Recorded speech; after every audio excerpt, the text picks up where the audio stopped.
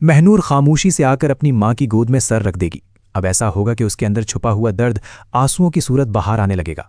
वो धीमी आवाज में कहेगी कि अब वो इस घर में मजीद नहीं रह सकती। आसिया घबराकर पूछेगी कि आखिर वो जाएंगे कहाँ, क्योंकि इस पूरे शहर में उनका कोई अपना नहीं। वो ये भी कहेगी कि जो कुछ हुआ उसके बाद वो बहुत खौफजदा हो चुकी है, मगर इसके बावजूद महनूर को मदीहा से इस लहजे में बात नहीं करनी चाहिए थी।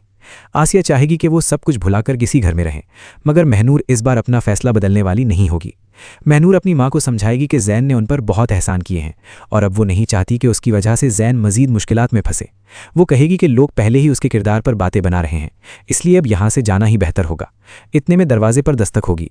महनूर दरवाज़ा खोलेगी तो सामने जैन खड़ा होगा। जैन के चेहरे पर शदीद बेचैनी और फिक्र साफ दिखाई दे रही होगी। वो अंदर आते ही महनूर से पूछेगा कि आखिर उसके साथ हुआ क्या है। वो कहेगा कि जब से महनूर वापस आई है वो मुसलसल परेशान है और उसे यकीन है कि महनूर उस शख्स को जानती है जिसने ये सब किया।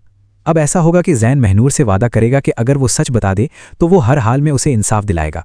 वो ये भी कहेगा कि अगर महनूर को लगता है कि उसकी माँ के रवैये की वजह से वो उसका साथ नहीं देगा तो ये उसकी गलत फहमी है, क्योंकि वो हमेशा उसके साथ खड़ा रहेगा।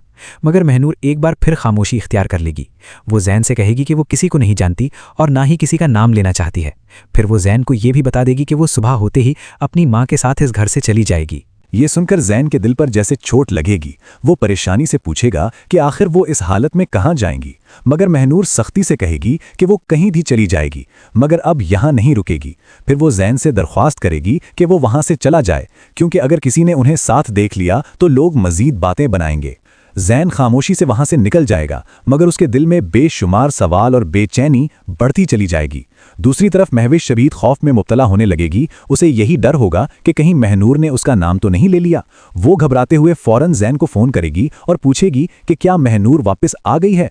जैन परेशानी भरे लहजे में कहेगा कि महनूर वापस तो आ गई है, मगर वो किसी का नाम नहीं ले रही, हालांकि उसे यकीन है कि महनूर अपने अगवाकार को जानती है।